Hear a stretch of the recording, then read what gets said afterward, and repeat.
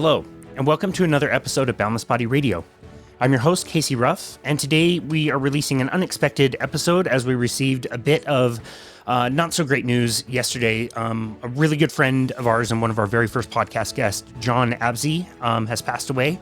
Jon was known as the Jazz Bear, who was the Utah Jazz mascot for several years, over 25 years. And like I said, one of our very first podcast guests on the show. I can tell you, obviously I'm a little bit emotional, and this isn't the first take I have made for this episode, but I'm going to try to stick with this one. So this will be a little bit emotional. Jon Absey, again, was the former mascot for the Utah Jazz, known as Jazz Bear, which he did for over 25 years. And became a really good friend of mine, somebody that I've known for a very long time. So I was going to write out a whole outline or write out something to say, and I don't feel like it's my... I don't think I knew him close enough to try to eulogize him here, but I did want to kind of talk this out and share a few things. If you're listening to this and thinking like, okay, you're talking about a mascot for a professional sports team, like how can this guy be very special? Nobody even knew his identity for 25 years.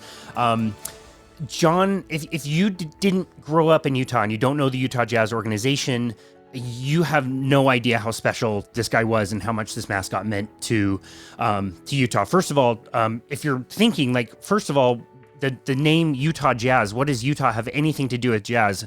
Utah acquired the Jazz franchise from New Orleans back in the 70s, and it quickly became a very beloved franchise here in Utah. It was our standalone only professional sport for a very, very long time. It was purposely called Utah, not Salt Lake, because the whole state, they wanted to build, a lot of...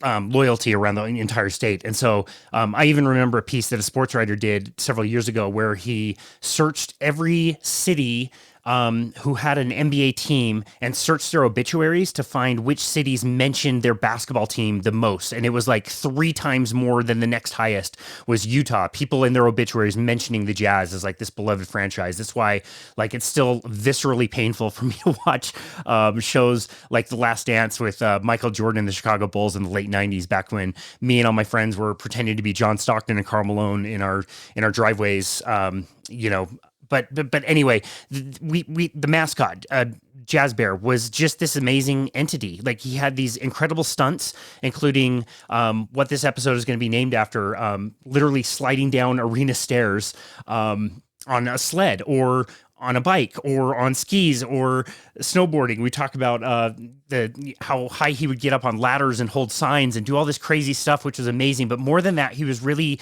like endearing. Like the character of this mascot was lovable and, like he says in this episode, really mischievous. And it was really quite the cool kind of personality for a mascot. But it's so much more than that to people in Utah. If you ever had a chance to meet the entity that was Jazz Bear, you probably have a personal story of him giving you a hug or visiting your kid at their school or in hospitals or visiting people who were on their deathbeds and wishing them well and making them happy. That's what Jazz Bear was. And I was fortunate enough to know his identity. My dad is a sportscaster here in the Salt Lake Valley. He's been doing sports in Salt Lake for over 40 years with the same station. So I was fortunate enough to know Jon. He worked out at the gym that I was working at. And I got to see him. If you like knew the character and you looked at this guy, like you could figure it out. Like if you're walking around the gym and you see one dude who's in his 50s and he's like an absolute brick shithouse, super strong, and he's in the corner doing splits, you kind of like, you see the walk that you would see in the character of Jazz Bear. And yeah, so I got to be friends with him and talked to him several times. He actually, in 2018, his last year as Jazz Bear, he actually hired me for 10 sessions. So not a very long time, but we had enough time together to train him for a particular goal that he had. He wanted to do a human flag. If you don't know what that is, imagine you hanging from a pull-up bar with your arms fully extended, but now take that pull-up bar that's horizontal and tip it vertically. So you're literally making your body into a flag. He wanted to perform that stunt on a pole as his team was rotating him 360 degrees. So we trained specifically for him to be able to do that. Building up the core strength, as you can imagine, to do something like that is absolutely insane. And building up the grip strength to be able to do that is absolutely insane. So we were working on all kinds of different exercises to work the core and the grip and all this stuff to build up to this insane trick that he really wanted to do, and he wasn't able to do the stunt, but that's what we were training for. But in that time, I really got to know Jon a lot better. If you've ever done personal training sessions, you understand that, yeah, we're counting to 12 poorly, and we're giving you exercises and, maybe talking things out. But more than that, like, we're getting to know you. We're spending a lot of time with you. We're understanding your emotions, and 10 sessions, 10 hours with somebody is a really long time. And you really, really, really get a deep sense of who somebody is. And, like I said, if you're in the Utah area, surely you have some personal story about Jon touching your life in some way, whether he was entertaining at a basketball game or whether he was doing his amazing charity work, which was all him. It wasn't the organization. It was Jon wanting to do that. We talk about this in this episode as well, but back in Jon's time, all these mascots were doing their own stunts and tricks in their own home environments and didn't want to share anything that they were doing. It was a fiercely competitive kind of thing, like whatever mascot was doing in Phoenix or Philadelphia or whatever, they didn't want to share with other mascots. And Jon actually started to put together conferences where mascots would get together and actually share secrets, because they realized, if somebody's performing in Phoenix on Wednesday, they're not going to know what's happening in New York City on Thursday. You can share things around, and everybody got better. And that was just kind of Jon's approach to everything. He had a falling out with the organization, which I'm not really going to comment on. He was done with the Jazz organization in 2018. It was very shortly after that they revealed his identity, which he was able to keep under wraps for a very, very long time. And he kind of had a few other jobs in the time. And when we were unemployed by the gym that we were working on, I didn't really have much contact with Jon. I bumped into him at a store at some point, but yeah, he was one of the first people I wanted to chat with and reach out to when we started our podcast. And literally this was the first live interview that we ever did. My wife and I interviewed each other, but this was the first live in-person interview that I ever did. We recorded this at episode 3. And so today we're releasing this as a bonus episode, which was titled Interviewing Jazz Bear, Sledding Down Arena Stairs, and Giving Back with Jon Absey, episode 3. Oh my goodness, October 12th, 2020. Like I said, first in-person interview we ever did on this show. We had no listeners. We didn't have a YouTube channel. Nobody was listening to us, obviously. We were just, podcasting into a void a few months after starting our business. He was so gracious to say, yes, let's do this interview. He invited me to the place that he worked, which was a mascot place. They made mascot, clothing and costumes for people, which is very, very fitting. And this is just kind of a silly story, but I think this really illustrates who Jon is. I had my podcasting equipment, which back then was, not a lot. I have the same mixer that's sitting in front of me right now. I had some microphones, which were just one was a $40 Amazon microphone. One was a completely different type of microphone, which my dad gave me from a station, which is why the audio is so terrible in this episode, and was for the first 40 or 50 episodes we did before we upgraded our microphones. And I'm walking into this building. It's October of 2020. So pandemic is still going on, and we're trying to, mask or distance or whatever we were doing at the time. And, I'm bringing in all my equipment in a shoulder bag or gym bag that I had. I had 2 or 3 separate bags of stuff that I was bringing in. We weren't even recording video. Again, at the time we didn't even have YouTube. And so we do the interview. Jon is amazing. He's super gracious. During the interview, he mentions a few different people, which we've done episodes with people from this as spin-off episodes, including author Bob Berg, and good buddy Neil, who lives up in Ogden, Utah, who I also did an in-person interview with, who Jazz Bear had just interviewed with. So even from this one episode, we spun off and found other content from other people, which was amazing. And as we're leaving, Jon wants to kind of give me a tour of the place, and we're walking through this place where, they're making mascot costumes everywhere.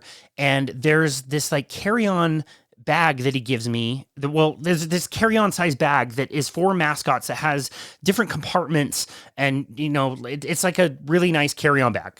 And it just works really well if you have a mascot costume. And he's like, here, I want you to have this. and it's like kind of nice and it looks really expensive. And I'm like, no, dude, I don't want to take your stuff. He's like, no. I insist, like, take this. This would be perfect for your podcasting stuff. Sure enough, like the front compartment fits my podcast mixer perfectly. And all of the boom arms fit inside in the zipper compartment. All the cables have a special place. And it's just like this perfect little bag for all of my podcasting stuff. And it's such a silly, stupid little thing. Like, this is something I could have bought. It probably cost $100. I could have bought this for myself. I probably would have never thought about it. Frankly, I probably would still be using stupid shoulder bags because it wouldn't have occurred to me to like find a specific bag for this. But he cared so much about me dragging my shit around in gym bags that he wanted to give me something better. And this thing has sat by my podcasting equipment ever since then. That was, in 2020, almost, 5.5 years ago. And since then has always served as like something that like reminds me that this is a kind gift that was given to me by a friend and will always now remind me of Jon Absey and the legacy that he left. Sitting here today, this thing is right in front of me. And yeah, like I said, it will always remind me of him and his kindness and just anything he would do to, lighten your day. The last time I saw Jon was at a baseball game last year. He was up in the press box. My dad and I were watching the game up in the press box and ran into him. He was diagnosed with prostate cancer in March of 2025. This must have been June or July that we bumped into him, but we saw him. He had lost a bunch of weight, but he looked pretty good and just his spirits were always just so high and he was always so kind. He'll go out of your way to like ask how you're doing when he's going through it and suffering through his own, his own cancer treatment. And we learned, that on January 31st, he passed away peacefully in his sleep. I texted him about a month ago on his birthday. And that was the last I heard from him. So again, very tragic news. We lost a good one. And yeah, obviously I'm pretty emotional. A lot of people are emotional, but also a lot of people are celebrating his life and the things that he gave to us in our community. So sorry for getting emotional. I just want to read something. This is taken from this episode. I'm going to try to get through this. I don't know if I'm going to be able to. I'm going to try my best. But if I'm not able to, you'll be able to listen to this. This is about episode, minute 33 into this episode. Yeah, I'm going to read this. This is from Jon. To me, success is knowing that I've helped somebody along their path. And if I can give somebody a boost to a better life, that makes me feel better than me doing something for myself.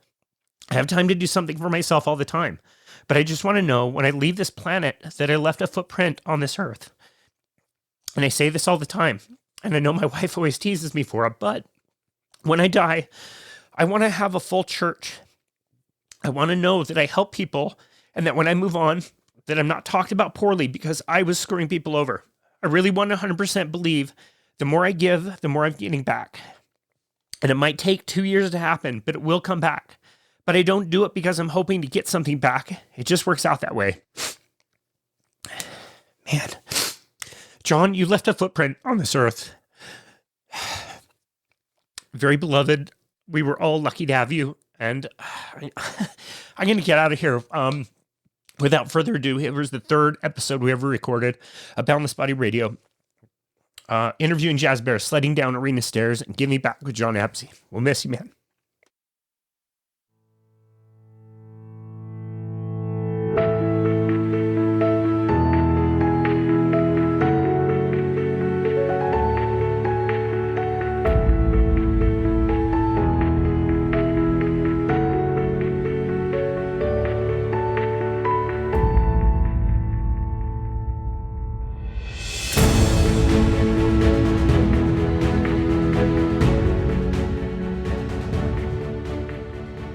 Hello and welcome to Boundless Body Radio. This is Casey Ruff, your host, and today we have an awesome guest that if you are a resident of Utah, you will absolutely know who this guy is.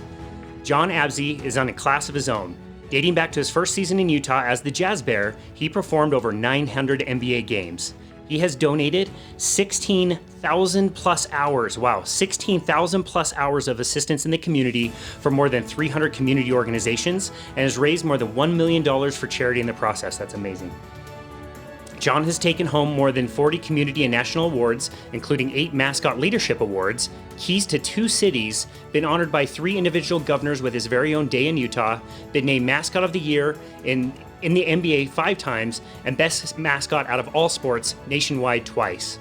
He has been inducted into the YMCA Hall of Fame, the Utah Summer Games Hall of Fame, and the Mascot Hall of Fame in 2006, which is very cool. Other than that, Jon is a good friend of mine and a great person, obviously very caring, and donates a lot of his time and energy to charity. So we are very grateful to have him here with us on Boundless Body Radio. Yeah. Wow. I almost, I just going through puberty still. Yay. How you doing, Case? I'm great, man. You sound pretty cool. Nice intro. That was a great intro. Thank you very much. I appreciate all the schmooze, and I'll pay you $5 for that really kind words that you were throwing out right there. That was awesome. Absolutely meant. Let's see. So wait a minute. First off, how's your dad? Hey, you ask me every time. I know. He's doing great. Dude, I love your dad. He's doing great. They all say hi. Since I just love the fact that with your dad, just how, I was really fortunate when I came on, is how accepting, like the Rod Zundels and David James and Dave, all those guys. And your dad, Wesley, was amazing. They just accepted me and they let me mess with them, and they gave me respect, and I appreciated that. Wow. Yeah, I actually still remember that group of reporters. And yeah, back in the day, they used to travel together a lot and hang out together a lot. Yeah, very different. It was fun. Yeah, that's awesome. Well, he and everybody else that I've told that I would be interviewing you have all said hi, and if they know you personally, they all say just the kindest things about you. We're gonna have Pace Manning on some. Say that. It's a good strategy. I like it. Today, I have been spending time with my clients, asking them what questions they would want to know, and by far, the number one question I get every single time is, what is it like to sled down an arena on concrete stairs on a slide? Sled, excuse me. Sled. It's fun. It was one of my more favorite stunts, and it was one of the easier ones.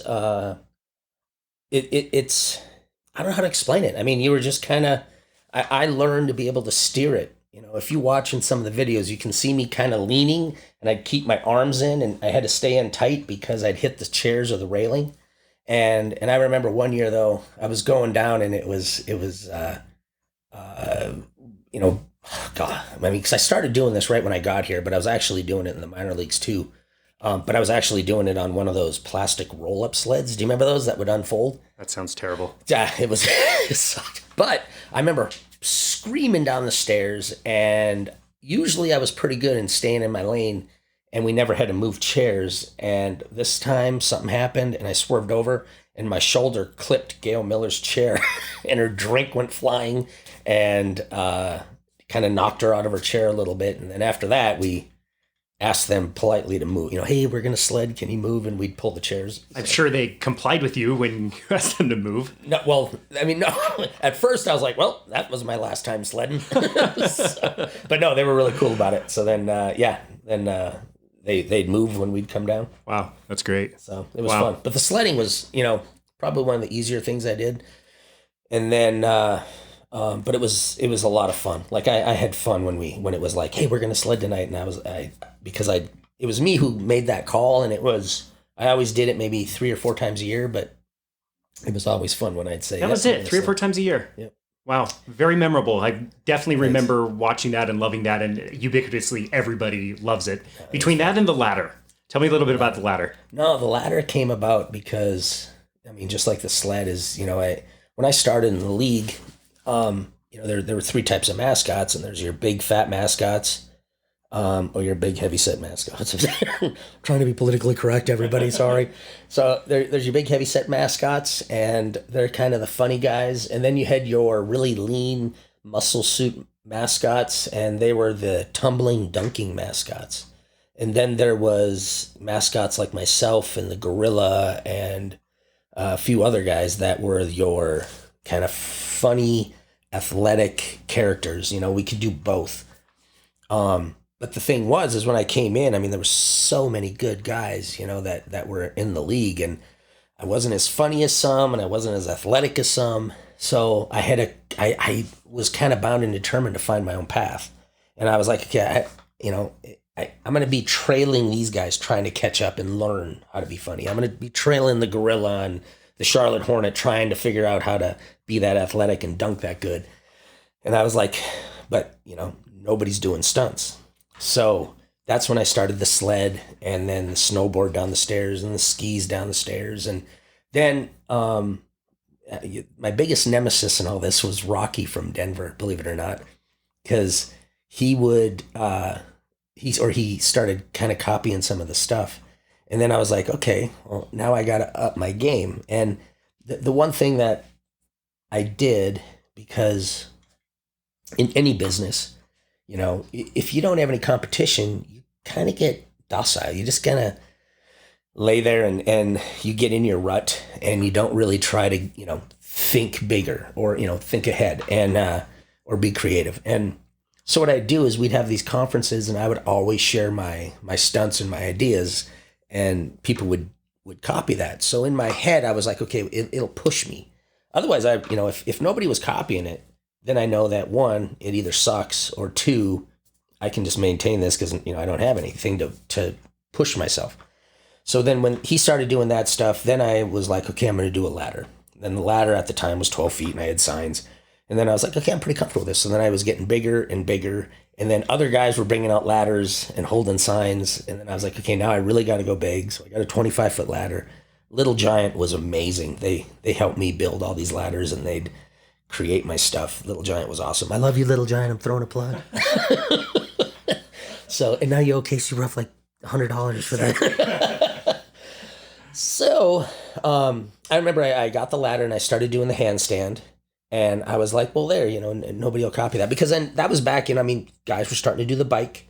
And some guys tried to do the sled, like Crunch up in Minnesota. And so I was just like, okay, all that's been done, but I'm going to do the handstand on the ladder. And I did it, and it lasted for maybe 3-4 years. And then Mark Taylor out of Oklahoma City, for the Oklahoma City Thunder, he did a handstand.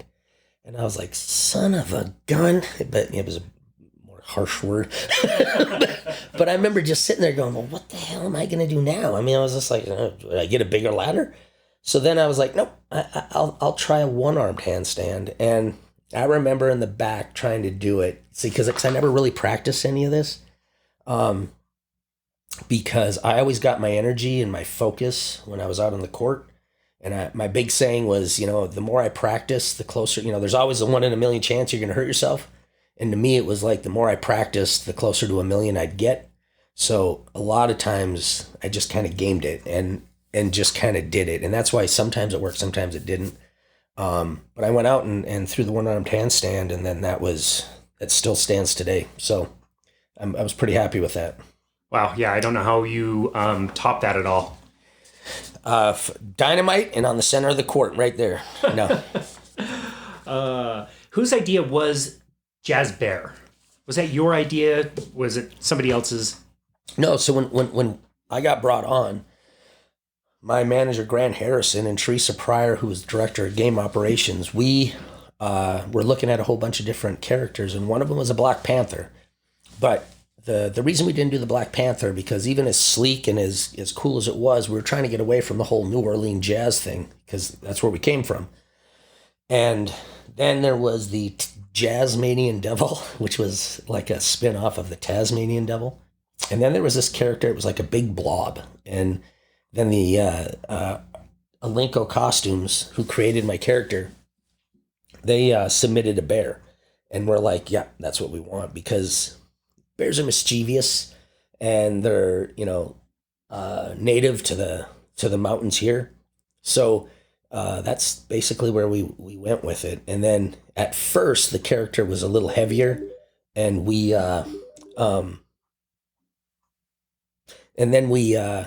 you can edit that, right? Oh, you can. Oh, we're just going. I was like, sorry, the phone was ringing. I was like, yeah, we'll pause. You edit that. Good, that's live. No, so we were sitting there, and we just, it was a little heavier. So we ended up, when I got into it, I couldn't tumble or dunk really well with it because it was too big. So we shaved out some of the padding in it, and which turned into the current bear. And then we fixed the head over time. We added a longer drape to it. Otherwise, it's pretty spot on. Wow. So is that costume uncomfortable to wear?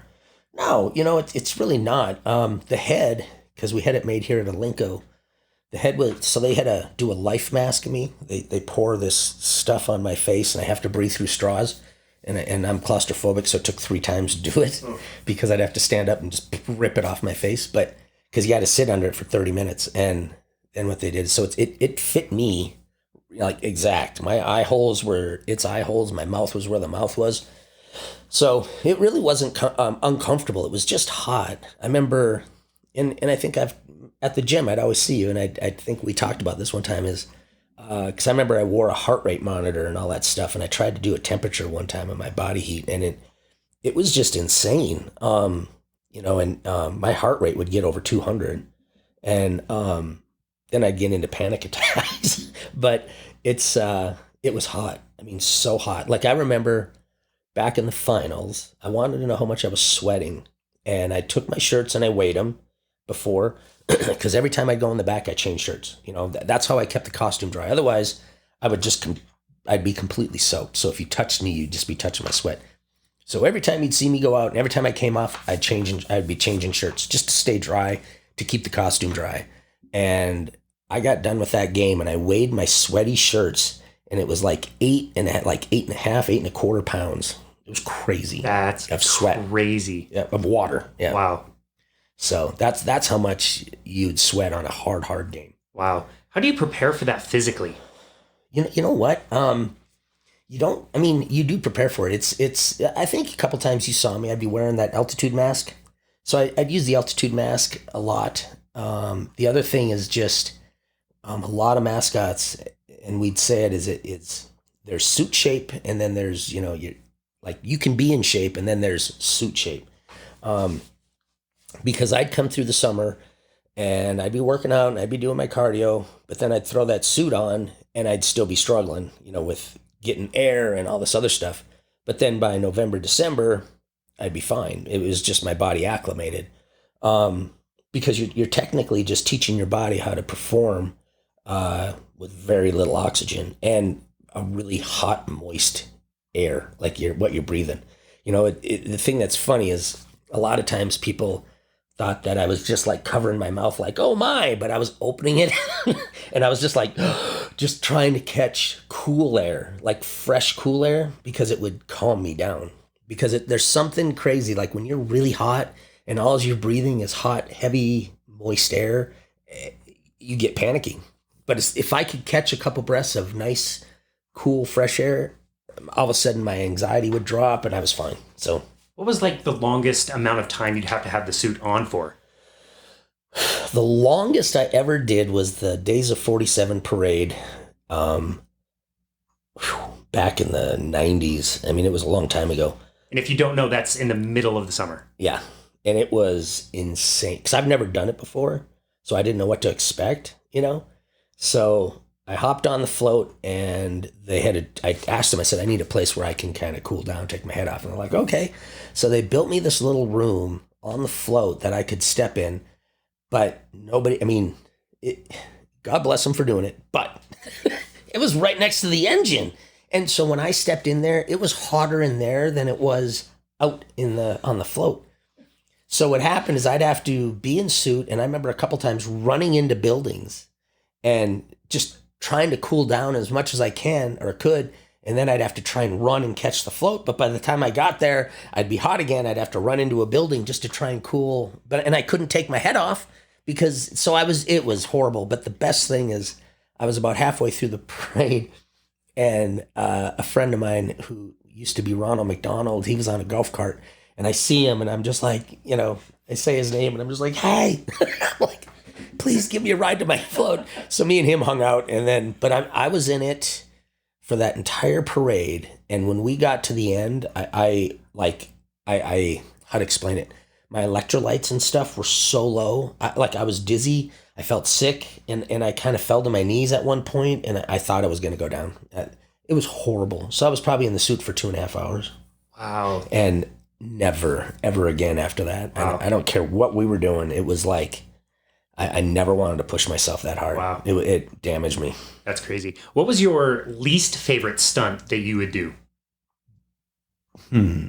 probably either the snowboard down the stairs or the bike, because they were both super, super dangerous for the crowd, believe it or not.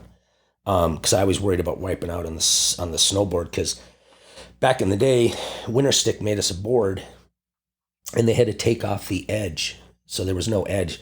And when you'd go down, and I never snowboarded, but a friend of mine named Tim Strong, who was a pro snowboarder and stuff, he came in and taught me how to snowboard. And it was awesome. But he like, I had to keep that board as flat as possible. The second I caught an edge, if I leaned up, even though it didn't have an edge, it would still kind of drift me one way or the other. And I was always afraid that I was going to wreck roll and that thing was going to smack somebody. And then the other one was the bike, because when I would come down the stairs, I had, like, literally, if you watch, I have like probably 2-3 inches on each side. And if I didn't just go right down the middle, and if I caught a chair or a railing, that bike, I'd have tumbled, the bike would have went in the crowd and stuff. So, and I did wipe out one time, and I broke one of our security guards' ribs and broke the nose of one of the ball boys when he caught it, because I came off the side and hit him. Wow. So. Wow, that's crazy. I want to go back a little bit and talk about when you first got the job with the Utah Jazz. I know you're trying out for a few different teams. It took you a little while to call them back, and you almost didn't. Yeah. And this is something we've talked about a few times on the podcast, is what we call like resistance, from the book, The War of Art. What is it that makes us hesitate to do something, create something, be something better? You got a job offer to be a professional mascot, but you didn't immediately call them back. No, I mean, and that's just pure stupidity on my part, because I was afraid. I really was. That's the only way I can kind of put it, is that I was a little farm boy and I was afraid to move away from my little comfort zone. And, I look at it now, and I mean, I've completely changed. I love getting out of my comfort zone now, but back then it was all about being in my comfort zone and living on the farm, and, being around my family and friends was my comfort zone. So they had called, and cause I got offered the job for Sacramento, Seattle, and Utah, and they all called, and I never returned anybody's call. If it wasn't for Grant Harrison at the time calling me back, I'd still be in Minnesota, living on the farm. Wow. You mentioned this a little bit earlier, and I remember you telling me about this in one of our sessions. Most of the mascots would not necessarily cooperate with one another.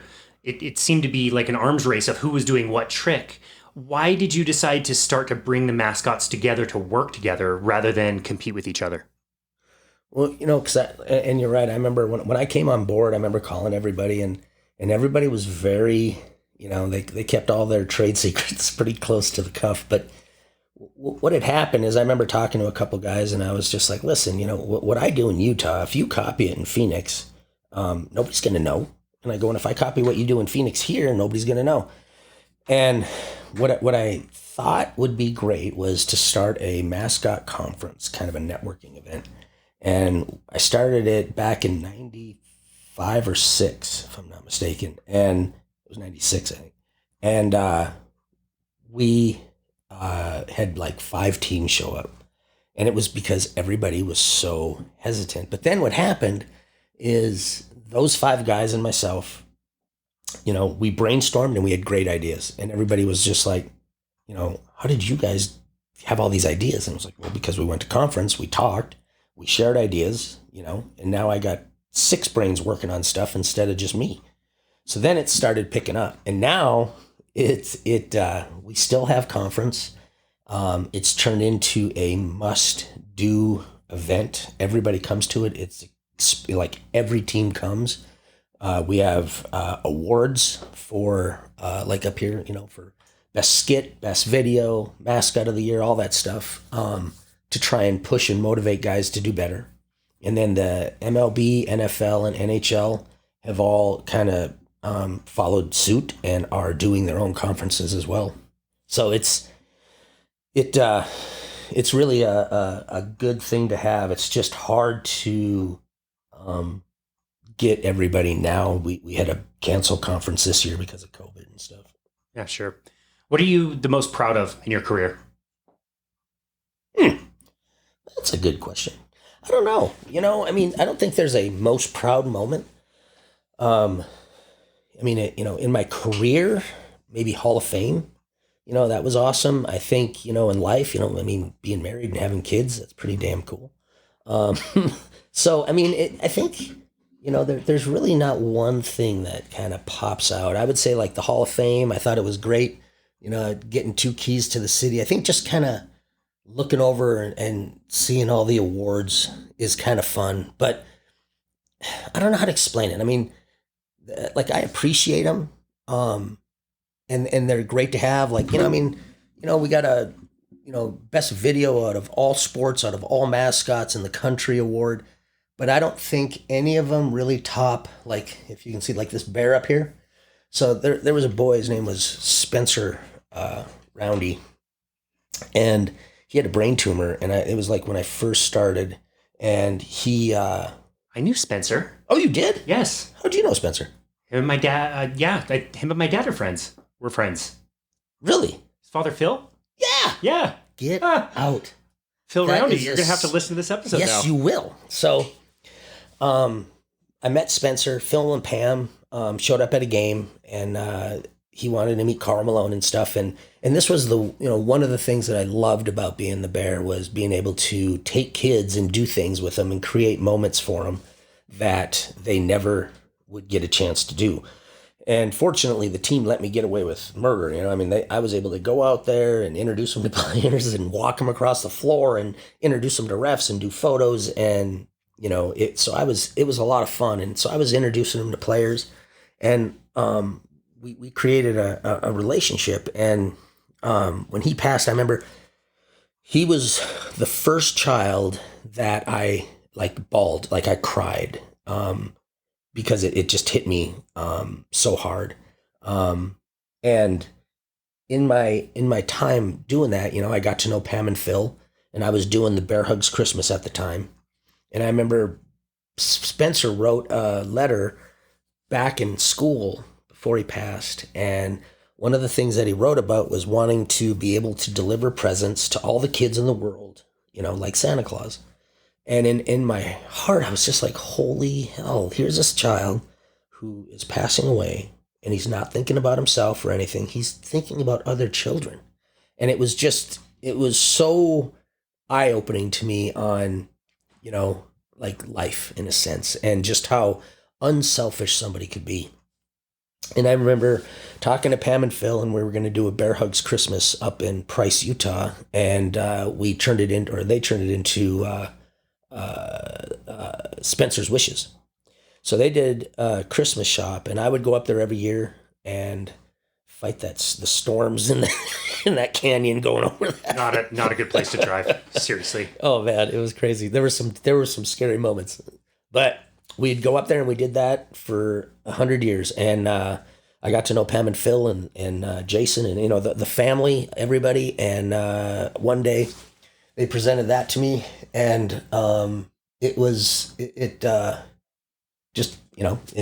that means more to me than any of the other awards, because that came from the heart, and it means more. And then another one would be the current Bear, he went to the Hall of Fame, and I was there, but they didn't have the rings done yet.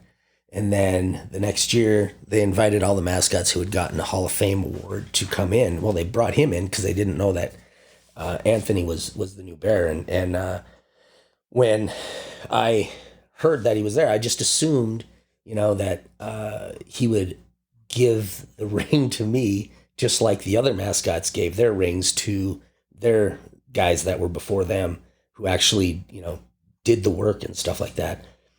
And he didn't. He kept it. And so I mean, so that sucked. But on the same note is Ryan Norby and Jessica Norby and the kids, they made me a ring, a Hall of Fame ring. And they said, hey, since he kept it and he won't give it back, here's a ring that we made, so, for you. And that honestly means more to me now than even if I did get the ring, because like I said, that came from the heart. You know what I mean? So that sits up there where, the Hall of Fame ring would sit, but it's like, it really does. It means so much to me to know that somebody cared enough to be able to build something like that. Yeah, that's amazing. How were you able to keep your identity a secret for so long? Man, I don't know. It was crazy how we did it. It sucked, and that was kind of actually the bad part about being the bear is that we'd show up at events, and I'd just have to sit in the van. I had Luke, my assistant. He'd have to run around and find out the details of everything, and then he'd come in and relay them to me, and then I'd ask him questions, and he'd go out, and so that really sucked. But it's what helped keep the identity. I was just stuck in the van all the time. So wow. Earlier you mentioned, some mascots are funny, some do stunts, some do this or that, and you kind of made your own way. How were you able to blend all of those things together? Because you certainly did. Blend, like, what do you mean by blending? So, again, you took all of those different aspects and made your own way with your own character, but you did it in a way that incorporated all of those things, and you became not only could you do these crazy, awesome stunts, but you were interactive with the crowd, and you were funny, and you were beloved, and everybody's face lights up when I even mention Jazz Bear. Everybody knows. How were you able to do that? By the grace of God. I don't know. Believe it or not, is a lot of people they want to be mascots, and they think that I'm going to go to school to do it, or I'm going to do this or that. But I didn't see that major when I was in school. Was that nope, an option? It was not an option. Mascottery? Nope. Mascotting? It's just that I've seen a lot of these schools kind of pop up, and a lot of people, thinking that, that they can go to school to do it. I really believe that it's either in you or it's not. And I was just really fortunate that I had ADHD and I was a real big extrovert. I was really fortunate. I mean, because I don't know. I don't know. It was just me. There's nothing that I could say, oh, it's because of this. It was just me. I mean, in and out of suit, I'm kind of the same guy. Does that make sense? I mean, I'm more mellow now, but I am still, kind of goofy, mischievous, But like when you talk to the gorilla, it's really interesting. The gorilla, as crazy as he is, he's a different person out of suit. Mellow, low key, almost introverted. But then you throw him in a suit, and he's crazy. It's weird. Wow. But to me, in and out, I mean, I'm the same guy. Like, I never had to act a certain way. Like, I walk the same way in the suit. I don't know. It's interesting. But there isn't any one specific thing that I did. Can somebody throw on the bear suit and be bear? Well, I mean, they could be bear, but it's not going to be the same bear. Does that make sense? I mean, 100%. That's why I asked. Yeah. No, I mean, like even Anthony, he's got the suit and all that other stuff. And I remember Steve Starks, that was his big thing, is, he'd always say, oh, the bear's the suit. And it's like, well, yeah, I mean, the bear is the suit. Anybody can put it on. And if somebody sees him, it's going to be the bear that they see. But they're not going to see, like, when they see him moving and interact, it's different. It's not going to be the bear that they've seen for 25 years. It's going to be a different bear. Like, what I noticed with the new Bear Anthony, whatever, is that like my type of humor, is what I was looking for in the crowd, is what I would mess with, and what he thinks is funny is different than what I think is funny. So the bear acts different, it walks different, it behaves different. So it's not the bear. It's just a guy in a suit acting like the bear. Does that make sense? Yeah, perfect sense. I mean, it's just wait, and really quick, that's just like the chicken. Back in the day, the San Diego chicken, he did when he was the San Diego chicken, whatever, he sued to get the rights to that character, which is now the famous chicken. And when they went to court, it was just like the judge ruled that he's the chicken. Anybody else in that suit, it is not the chicken. He is. He made the character. He's the personality, and that's how he won the character. Wow. Yeah, I didn't know that. Yep. That's cool. What would you say to anybody who is trying to find their way in life, and like you, maybe the lane isn't there for them, and they have to create their own way forward? What kind of advice would you give to somebody in that situation? And they're just trying to create their own way forward. The one thing.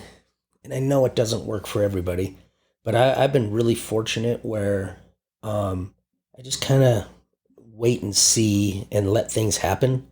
I've always been fortunate that way, and I know it doesn't work that way for everybody, but I've just been really fortunate that doors kind of open up and things find me.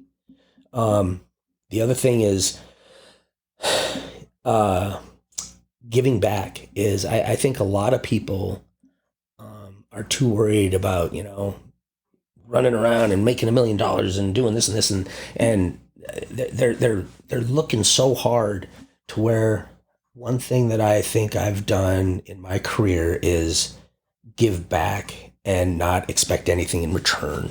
I've always felt that, by me or anybody else, when you give to other people to help better them and not worry about yourself, it does come back and help you. And I cannot emphasize that enough. Matter of fact, there's a book that I'm reading that a friend of mine told me about, and it explains that exact thing. And I'm going to keep talking until I find it. So it's called The Go Giver. Instead of the Go Getter, it's the Go Giver. And it really does, like what I was just telling you earlier before the show about what I want to do with, about getting people together and stuff that's exactly, when I read this book, I was like, that's exactly what I want to do. And it's exactly how I've, been hoping that I've been leading my life is, I'm not worried about myself. I just know that in the end, I want to know that I'm significant. To me, success is knowing that I've helped people along their path. And if I can give somebody a boost to a better life, that makes me feel way better than, me doing something for myself. I mean, I have time to do something for myself all the time, but I just want to know when I leave this planet that I left a footprint on this earth, and I say this all the time, and I know my wife always teases me for it, but when I die, I want to have a full church. I want to know that I helped people, and that when I move on, that I'm not being talked poorly about because I was screwing people over. Does that make sense? Yeah. I really 100% believe the more I give, the more I'm getting back, and it might take 2 years to happen, but it will come back. But I don't do it because I'm hoping to get something back. It just works out that way. Unattached action. You're just putting something out there. Yep. That's amazing. The universe. Yep. It'll happen. That's awesome. Well, this has been a fantastic conversation. Let's take a little break and come back and pick it back up.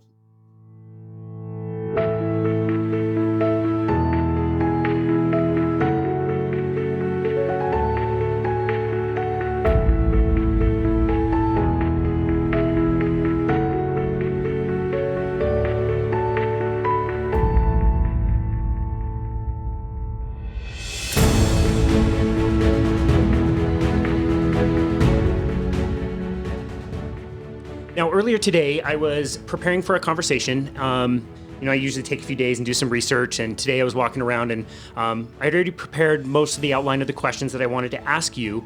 And just for kicks, I decided to listen to one more interview, which was done by Neil Anderson, I believe his name is. He does the Return to Real Honest Health and Fitness podcast. And I had heard that, and basically he did the podcast that I wanted to do in a way that was way better than I could do it, and asked all the exact same questions I had written down. So rather than try to outdo him, he did an amazing job. I'm going to shift course and ask you some different questions relating to health and fitness, but I highly, highly recommend that you guys go back and listen to that, because that was a very well done podcast. I want to talk a little bit about mental health. Tell me a little about what mental health techniques or tools you use to help you perform at such a high level for a long time. It's kind of funny that you talk about mental health. I am probably the least person with the stable mind. No, I think that with my mental health and doing it, is a lot of it had to be like, how to explain it? Because for 25 years, it did get old getting hot and sweaty and being outside in the summer to do an event and it was 105, it was hard to get up and do a game when you weren't happy. There were times, because, I mean, you're sitting at your house and, you have something going on with the family, or you got something going on with work, or you got something going on with friends and you're upset, or this is going on, but then you throw the suit on and, oh, look at, he's a happy clown. It's like, so that was the hard part, is you always had to have that, be upbeat, and even when you didn't want to be. So a lot of times, I'll tell you the story afterwards, but I think the best thing that I could say for my mental health was, I'd always look at it as, instead of, oh God, I got to do this, I had to convince myself, and I said it all the time, was I am fortunate enough to be able to go out and do an event and help somebody in a charity, or go out and entertain people and make them laugh, or go out and do something at a hospital, whatever, that's going to change just a moment in time for this child, and hopefully get them to forget about what's going on. And so I always had to push that for myself of, I'm fortunate that I'm blessed to have a job like this. I'm fortunate that, and I had to say it because it did get old. And because I remember one time I thought I was going to kill him, just like, I'm going to do all the appearances I can. So I did all these appearances through the season. We literally started in the October of the season, and we did all these appearances. I literally didn't have any days off until middle of January. And then we had a couple days off, and then we were still working, doing games. The summer came, and I was still pumping out appearances. And I remember I was sitting at a school, and Luke was waiting for me to, my assistant, and he was waiting for me to get dressed. And I remember sitting in the back, my face hurt because I had this alcohol-based makeup that I was using. So my eyes they were just beet red from all the time of using this makeup, and then I'd have to scrub it off, and, doing 2-3 appearances a day. And it literally broke me. And I remember I threw my head off, and he's comes in, he's like, all right, you ready? Because we had to go in and do this school show. And I literally, I'm not kidding you, I was crying. And I was like, I can't do this anymore. And he's looking at me like, what is happening right now? And I broke down and I lost it. And that is when I realized that, I there's a limit, is really what hit me. Is I thought, I was young and I felt I was in shit. I mean, it was amazing. But the mental strain, and I think it goes for anybody, is when you look at what you do in your career, you still need to limit it, because the mental strain eventually will bite you in the butt. And it bit me there. And I had to take like 2 weeks off just to recover. And then when I came back in, I really did. It was like a different me. I remember it almost like how you ride a horse, really hard and you can break it, is what they say. That's what it felt like. I felt different, and it was really weird. And I regret pushing that hard. What other things would you do to recover, just like normal day to day? Oh my hell. Just like, I think the biggest thing. So if the one thing that really helped me during the games and during the season was, besides Lortab, Lortab was my little cocktail of it. No, don't take Lortab, people. Come on. But I did. I took a lot of Lortab. Public service announcement. Yes, public service announcement. Don't take it, but it helped me a ton. But I think the one thing that really helped me a lot was electrolyte pills. So, because I remember I'd come in a number of times and I'd be dizzy and staggering because I had sweated so bad during the first half and I didn't take a break. And I'd come in and I'd have to throw down electrolyte pills. And well, actually, at first I was drinking Gatorades, and then it would take me a while to recoup. But then what I did is before games, I would take electrolyte pills, and at halftime take electrolyte pills. It helped a ton. I mean, so that helped. The other thing that helped was icing. At first, it's kind of funny. At first, I would just put my feet in ice buckets, put the toe cups on, and I'd ice my ankles because my ankles are so bad. And then I'd have ice bags on my knees. And then that turned into literally going in and soaking in an ice bath up to my armpits for 15 minutes. Wow. And I remember the first time I did it, I didn't know. I was too stupid and I didn't know. So I was soaking in the ice bath and I'm looking over at Matt Harpering sitting next to me. And I'm just like, anybody who sits next to Matt God bless you, because I felt like just out of shape fat pig. I've never seen anybody that like lean. Yeah, he was fit. Dude, he was like chiseled. Sure, he still is. So I'd always sit there and look at him and I'd be like, I hate you. Because he was so in shape. But I remember I soaked and I got up and dried off and went out to my car. And Doug Burrell, our team massage therapist, was walking out and he sees me and I'm shaking so bad. Like I was hypothermic and I couldn't get my key into the door, which one says a lot about how long ago this was, because I was trying to get a key into a car door. But he's like, John, you okay? And I go, no, I'm fine. And he's like, did you not take a hot shower after the hot tub? And I said, no. And he's like, you idiot. So he comes over, he grabs me, takes his coat, puts it around me, walks me back in. And I sat in the shower for probably 30 minutes just trying to get my body temp back up. So then after that, then yes, I would go soak and then I'd go sit in the shower and get my temperature back up. But I really do credit icing in that tub as to helping my career go as long as it did, because that massage was a huge part. And chiropractic care. And the other big thing for what was the question? I totally went off our time. Oh, I'm just asking like what kinds of recovery practices? Yeah. Okay, now I got it. No, so okay, I'm on track. I just was like rolling. So the other thing, and I still tell this to people every day, is I'm just like stretch. I mean, my flexibility, like I still at 52 can still do the splits both ways. And I only say that because it's just, that is a huge part of being able to maintain the ability to, like, for injuries and stuff. I think I'd have been hurt way worse if I wasn't flexible enough to take some of those hits. A lot of people say like, oh, I got back pain or I got this pain. I'm like, stretch. And they're like, yeah, but it's so easy.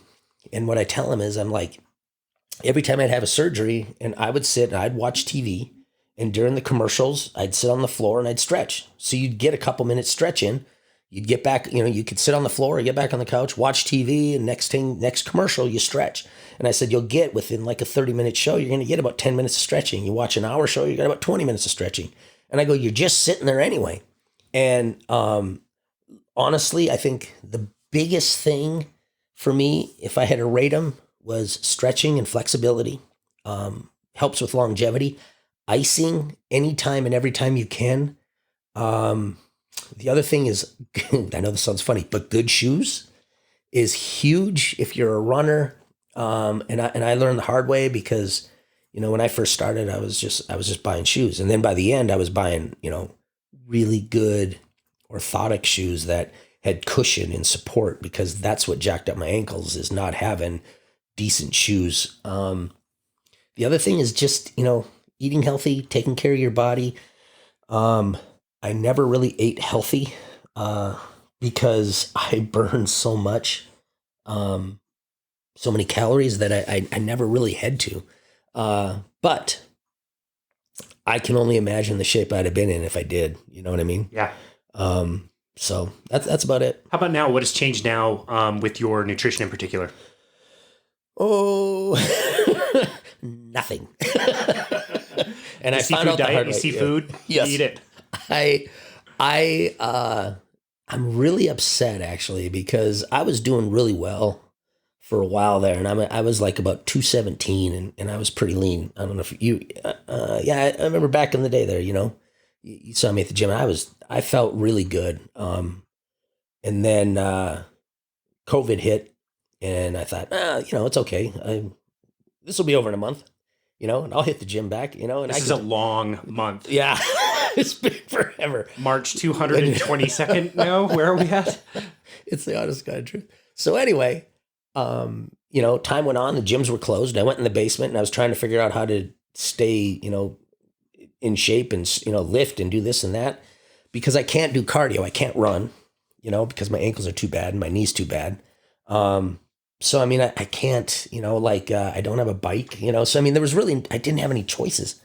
And I just thought it'll end soon. Before I knew it, man, I was 4 months in, and then all of a sudden, before anything opened up, and I have found it hard to go back in and have that motivation to keep going because it helped that I had partners, but now I don't have a partner, or partners. So I end up going in, and I'm going to be straight up. Today I went in and I got there at 7:30 and I left at 9:30 and I didn't lift a weight. I talked for 2 hours and it just kills me.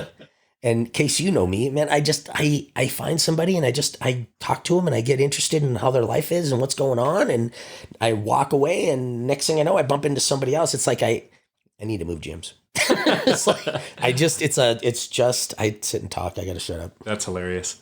Let's take our final break and get to our final section here. This has been an awesome conversation so far. And you're looking sexy, Case. I'm telling you. And I have to say too, I mean, you look amazing. You still look amazing. Oh man, I love you, but I don't feel amazing. I'm sucking in right now. I'm looking at a girdle online and trying to keep my belly in. Well, you look great. Thanks. You look great. We'll be back here in a few minutes.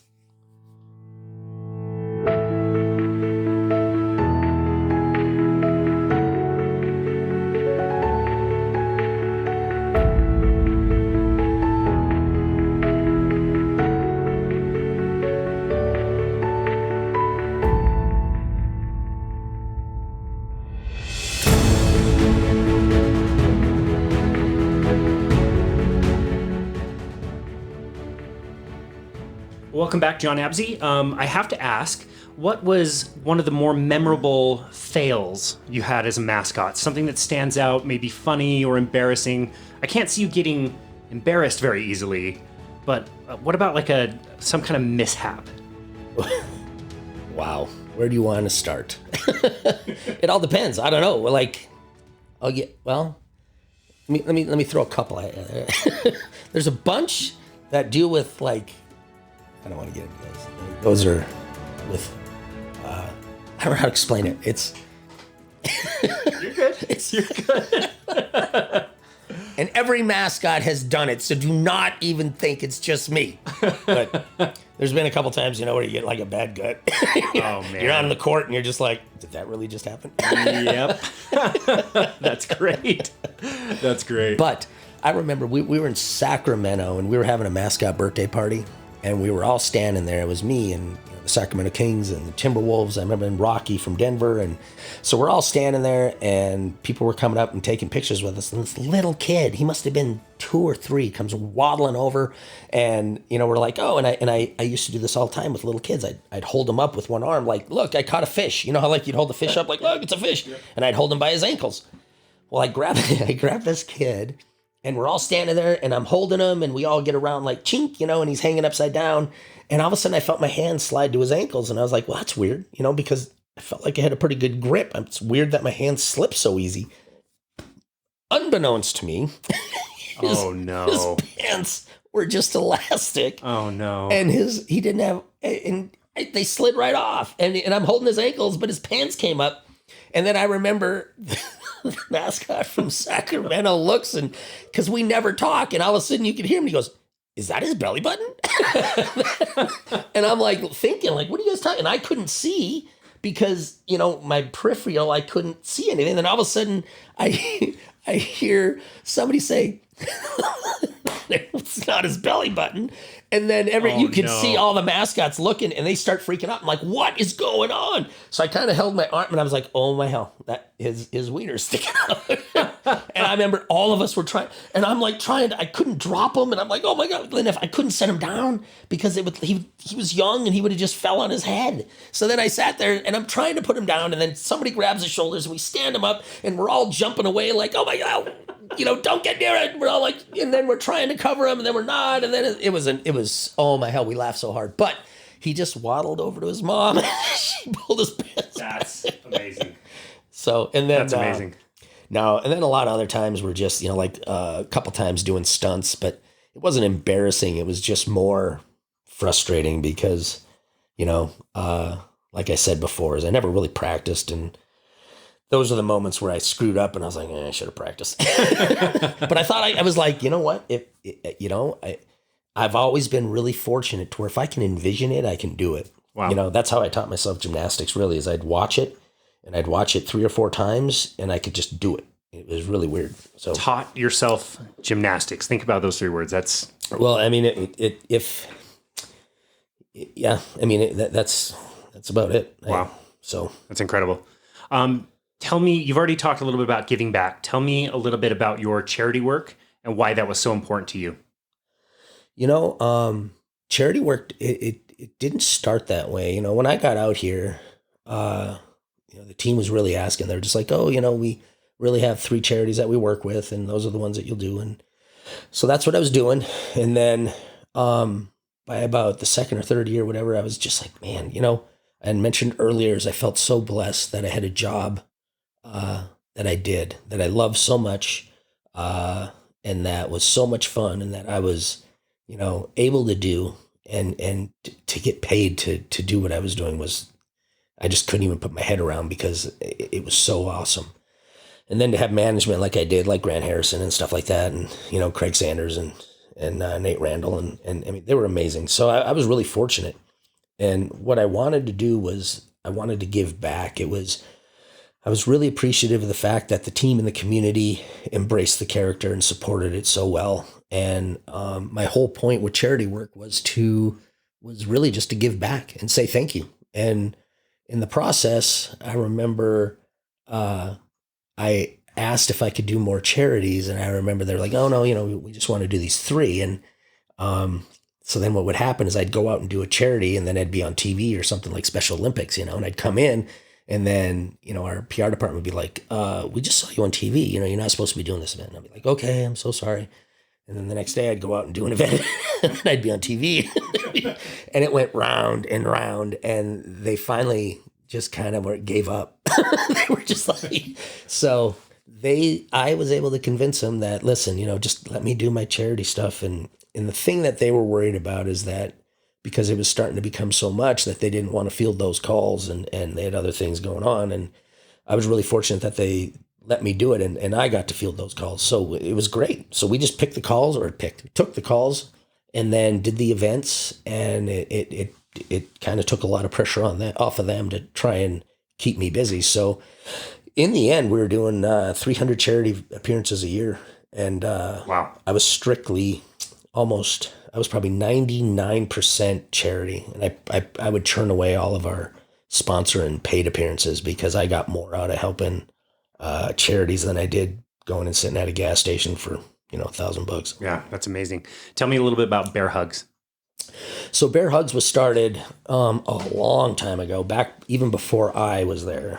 Brenda Hoskins and Eldon Farnsworth, they worked together and had Child's Christmas, if you remember that. I'm not sure if you remember this. So Bill Childs, one of the founders of R.C. Willey and stuff, and he worked with Warren Buffett, he funded Child's Christmas, and that was probably, I don't know how many years before I started. And they would take these children Christmas shopping, and they'd each get $100, and they could go Christmas shopping and buy presents for themselves and their family and stuff. And I remember when I started, they asked if I would come and help out. So I was helping out and showing up and riding the fire truck. And then one year, Bill, and I don't know how it all ended. I just know that it just wasn't going to happen anymore. And that's when Brenda was like, would you do it? And we'll call it Bear Hugs. And I was like, yeah, that'd be great. And then that's when Andy Chud and, Roxanne Hasagawa, God bless her soul, all came on board. And the 5 of us we worked on Bear Hugs, and that was kind of our big thing throughout the year, which led into the mascot bowl and the golf tournament and stuff like that. So Bear Hugs started out a long time ago, but it wasn't originally Bear Hugs. It was with Bill Childs, and then for 25 years, Bear Hugs kept going. Wow. And go from there. Wow. Well, I don't think a lot of people realize that all of that charity work that we saw you do was you. It was your idea. You came up with it. You agreed to it. You moved it forward. The organization let you go along with that for a long time. But I don't think a lot of people understand that when you were doing hospital appearances, school appearances, any charity work that you were doing, buying kids, Christmas presents, like that was you. Yeah. I mean, but it was me, but it took a lot of us to get all that done. You know what I mean? I mean, there was like I said, Brenda, Eldon, Andy, Rox, we'd all come together and it was awesome. We would sit down and we would just be like, okay, what needs to be done? And everybody would grab something and divide and conquer, and we'd go out and we'd get it done. Like, we were able to put on some pretty big events, and it was just because we were all equal. There was no egos, and we just came in, did what we needed to do. And, with the charity stuff is, that is really what being the bear meant to me, was getting out and making sure that I could use the vehicle that was given me to go out and create moments, for children that needed a break. Wow. Well, if you live in Utah, if you live in Salt Lake City, you know how beloved the Jazz are to us locals. We don't have a lot of professional teams, Real Salt Lake being the other one. But of the big four sports, we only have the Jazz. And residents just love the Jazz. And you are such a beloved icon in the community because of the way you handled the character, but also everything you did for the community. So I think that's really quite amazing. Oh, man, I love you. Thank you so much. I really appreciate that. We're going to finish with what Bethany and I call our 3 questions. So we end every week by asking each other these questions and seeing what we did successfully during the week and what we could do a little bit better. So the first question we're going to ask you is, what is one thing you learned or changed your mind about this week? What is the one thing I learned or changed my mind about this week? I learned that, I don't know. That's kind of interesting because there's like a lot. You know what I did learn, and I did change my mind on, and I'll bring this up, and I'm not sure if you saw my post, but I was out shooting guns with my daughter, my youngest. And the thing that's interesting is I learned that because growing up, she's just the little mini me, and me and her butted heads a lot growing up. The one thing though that I learned is, she's gotten older and she's grown up, and I've learned to accept her and she's learned to accept me. And when we went and shot guns, it was one of those moments, that aha moment, that we finally found something that we can do together and it's fun. And then, so I love that because I remember when they were growing up, I bought them a bow and arrow and they didn't. 3 girls. Yeah. What am I thinking? And then I bought them a little 20 gauge shotgun and I thought, oh, we'll go trap shooting. That didn't last, but this was awesome. And, what changed my mind, and I guess so. What I learned is that being patient and knowing that our relationship has gotten way better since we were younger, and it changed my mind in the fact that everybody grows up in that. I had to too. I was the same way, and it changed my mind. I don't really know how it changed my mind, but I just know that I really appreciate the fact that I finally have made that connection with her. That's awesome. I love that. What is one thing I'm sorry, jumping ahead of myself. What is one thing you'd wish you'd done better this week? That's a good point. But this one's lame because it's really not that incisive. That it doesn't have really a cool grab. I really wish I'd have continued to work on my damn pizza oven. I started a pizza oven and a fireplace now this we're spring. talking. Yeah, and I have procrastinated on this thing. So I'm like half done, and my wife is always like, so you want to go out and finish the pizza? Because I got this pizza pile of bricks out there, and it's just sitting there. And but the other thing, I think if you could, for more of a deep thing, I wish I would have been, last week, I really didn't feel like I did as much as I could have for other people. So I wish I could have done better that way. I don't feel like because I really try and make it a point, and I remember always telling my kids every day I text them, or if I dropped them off at school, I'd always be like, hey, make sure you do something nice for somebody today, and make sure you say thank yous, just as a grown up. And I always made it a point that I was going to make sure that I try to help somebody out. And last week, for some reason, just I wish I would have been able to hopefully help somebody in their life or whatever. And I just wish I would have done something more. It is a very Jon Absey answer. Very, very much so. Final question. What is one thing you've done this last week that you are very proud of? One, going shooting with my daughter. That was fun. But two that I'm very proud of. I am very proud of the fact that my wife is out of town and I was able to make a full-on dinner for my kids. Wow. Like I mean, it was pretty fun. Even my kids were just like, "Thanks, Dad." Like, you cooked all this? And I was like, "Yeah, I mean, I can." It just wasn't a wood-fired pizza. No, it wasn't. But it was on my Traeger. I did cook chicken. Nice. That was kind of nice. Yes. And but I mean, so that was nice. The other thing that I can say that I was kind of happy with is I was able to. Charlie Jenkins is putting on a concert up north, and for a lady that has stage 4 cancer and a charity, and I was able to obtain some, people to go down and sell stuff to raise money for the concert, and I was able to promote it a little bit for him, and I'm heading up there, and I'm really excited to watch him play because Charlie's amazing. So I'm kind of happy that I was able to do that. That's great. That's great. So final thing, what is one simple takeaway you want people to take away from this conversation? I don't know. I mean, I hope everybody, basically can look at what's going on in the world today and know that as far apart as we feel like we are as a society, that the one commonality that we do have is, that we can all do is the ability to still love each other and help each other. And that, God, I could go on forever with this. Do you got time, Case? As much time as you want to I give just me, man. think that, with what's going on is people need to understand that just because you feel one way doesn't mean I have to.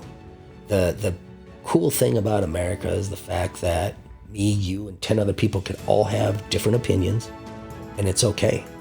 And everybody needs to be a little bit more open, with their opinions, ideologies, and listen instead of trying to shove everybody's idea down somebody else's throat. I don't care what side of the line you're on. I'm just saying is everybody needs to be open and listen and just say, okay, that's your opinion. I can respect that. I don't have to hate you for it. I don't have to try and change your mind, but I'm going to give you why I believe this. Take it or leave it, and if you take it, because I do that all the time, and I will listen to people and I'll be like, that's a pretty good, argument you got there, and then I got to mull it over. I am not solid in anything because, everybody's like, oh, I'm 100% in this, and it's like, there's nothing 100%. There really isn't. And the thing that really bugs me in today's world is you have to believe this or you have to believe this side, and everything is in the middle. And I hate when people are, taking a firm stance that you need to be here, you need to be here. I really think that everybody needs to be a little bit more in the middle. I don't care what side you are, but I think the biggest thing is listen to each other. The other thing I would say in this world is knowing that you giving back and helping people, as little as you think it has an effect, it still has an effect. And it's like a rock in the water. You drop it in and that ripple. It might be a small ripple here, but you never know, down the road or years from now, that can make a big difference, what you did for somebody. Because when I was the bear, I really believe that, it was like, it was a long time ago, and I just showed up at the hospital, and does anybody even remember that? And when I got done, it floored me how many people came up to me and were like, you came to my hospital room when I was sick, and now they're 25 and they were 5, and you're just like, wow, you remember that? And they're like, yeah. And it blew me away that some of the simplest, smallest things that I did, and people still remember that. And that goes for me, like now thinking back to my teachers and just some of the things that they did. And I'm 52. So, this is 35 plus years ago. And I still remember certain things that teachers told me that affect me today, So, people need to understand that even if you think it's a small thing, it could be a big thing years from now for that person or for somebody else, that this person, like takes your information and gives it on to somebody else. So I don't know. I mean, I guess here I am just rambling on, but I think if there's a takeaway, I think it just needs to be, one, open your minds up, listen to people. You don't need to be angry in this life because, I mean, there's just too many people are too angry and they're missing out on just enjoying the time that you have because tomorrow is not a guarantee. And I guarantee when you die and you're sitting in your hospital bed, so if you're not dead yet, but if you're sitting in your hospital bed, the one thing that you will definitely know, and did you read the story on Steve Jobs? Which one? Oh, I suppose, but the one. Oh, the book. Yeah, I think it was, and he talks about it, about how when he was laying there and he realized that he didn't have a relationship with his family. Do you remember this? I do remember that now that you bring that up. And now, and then he sat there and he said he would have given it all up just so that he could have, because his whole only family, and nobody gave a crap technically in a sense.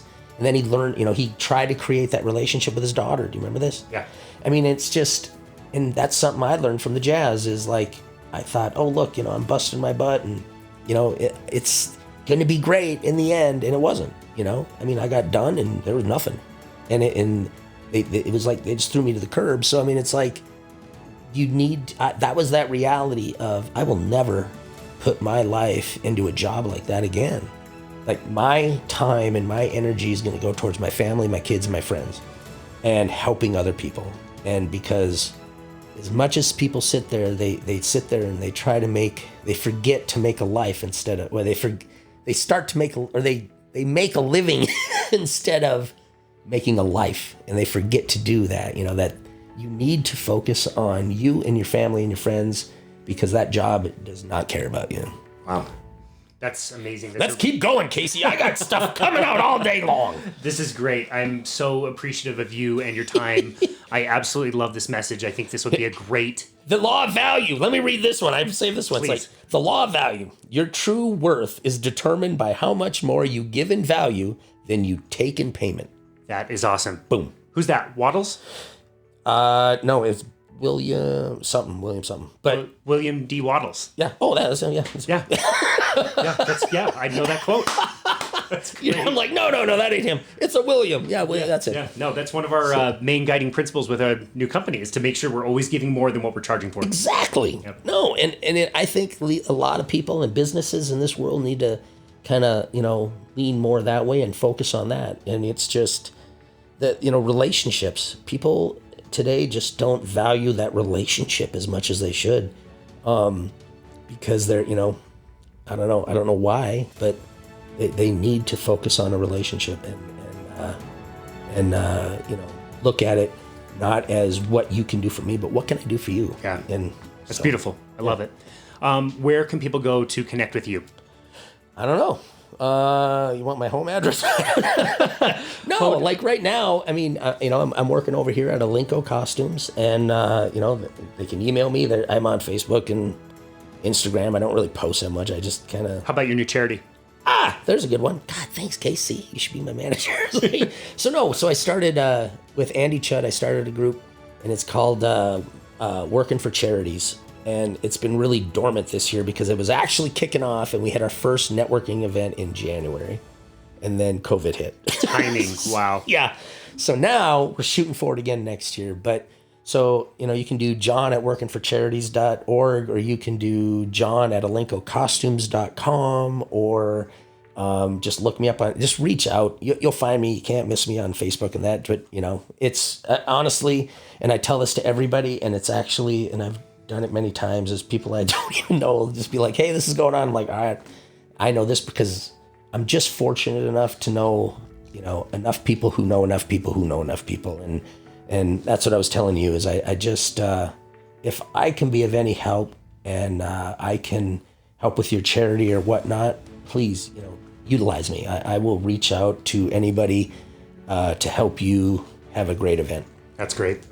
Well, what a wonderful conversation. I like I said, I'm so happy to be here talking with you. You're a great friend, and you are every bit as good of a dude as anybody says. Oh, no. And I just, really love your message, and I'm really appreciative of your time today. That's an extra $5. I got you. I got you Sweet, covered. we'll take it. We're sponsored. No, you give your lovely wife a hug. I love Bethany. We'll do I haven't that. seen her forever. Yeah, So- she was bummed she couldn't make it today. Yeah. Yeah, she says hi. Hi, Bethany. And then tell your dad hi. Hi, Wes. How you doing? I miss you. You don't have me on Channel 4 anymore. I don't like that, though. You kind of ask me on. That's great. I don't know sports, but I'll tell you what. Isn't that weird? Seriously. It is. Sports for 30 years of my life, and I don't like sports. it's like, I love playing them. There you go. I just can't watch them. There you It's go. really Yeah. bizarre. Like, people are just like, all the time in basketball, they'd be like, so, blah, blah, blah about the Jazz. And I'd be like, I don't know. Well, first of all, you're working. It's not like you're sitting there watching the game. But even like, I don't know. It was just funny. Like, I don't know why I never had the want to like follow players and stats and what teams were doing. I mean, here I am working for an NBA team, and our team would be and they're like, and I'm like, how we doing? I don't know. Winning? Because when I got done with work, I'd go in, hang up my suit, and I was done. Yeah, sure. I wanted to just, be away from it and not think about it because it's so mentally draining. Sure. So it's kind of fun. That's great. It'd be like you. I'm not letting you get off. We're not done. Keeping it mister. rolling. It'd be like you sit there and you go, you're a trainer, and it'd be like you going home and training your wife. It's just like, you don't want to. The last thing you want to do. You want to just be done. Yeah. For sure. I don't know. Leave work at work. Exactly. Yeah, that's awesome. Well, thanks again for the time. We really appreciate it. And thank you all for listening to Boundless Body Radio.